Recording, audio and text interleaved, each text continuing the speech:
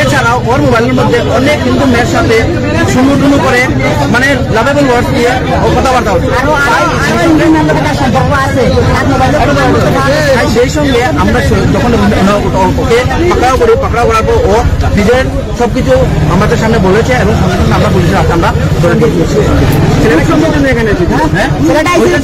Girlfriend Hindu মেয়ে লেগাইছে কেন খুব সম্ভবত মেয়েটা প্রেগনেন্ট, মেয়েটার দেখেও বুঝতে মেয়েটা প্রেগনেন্ট, খুব সম্ভবত মেয়েটা প্রেগনেন্ট হয়তো অন্য কিছু কারণে লাগবে তাইতো পারে। আমরা খবর পাইছি, আগেও খবর পাইছি তার ব্যাপারে, আরো তার এলাকান খবর আছিল আমার কাছে যেন আরো কিন্তু মেয়ের লোকের তার সম্পর্ক আছে, মোবাইলের মধ্যে প্রমাণও আছে তার মোবাইলও লইয়া আইসে। আগে আমরা একদিন ওলাখান তার পিছনে ঘুরছি, তার দোকান পাচ্ছি না, এই ওলাখান লুকাই লুকাইয়া আরো 2-4 লইয়া ঘুরাঘুরি করে এলাকান খবর আমরা কাছে এত তো তারিখে নাতে নাতে ধরা হয়েছে এবং আমরা এখন পুলিশের হাতে আমরা সন্দেহ দিয়েছি। এরপর তো প্রশাসনের দেখ বৈশাখ চিন্তা করা যায়। ভাইয়াটা কিন্তু ওখানে হয়েছে, ভাইয়াটারও অ্যাকশন হয়েছে খুব ভালো, প্রশাসনকে আমরা বইটা ভবিষ্যতে এগুলো ব্যাপারে আমাদের হিন্দু বোন আছে, এগুলা নিয়ে এগুলা যারা করছে ওরাও ওটার প্রতি আকৃষ্ট হবে, যেটা সমাজের জন্য ঠিক না।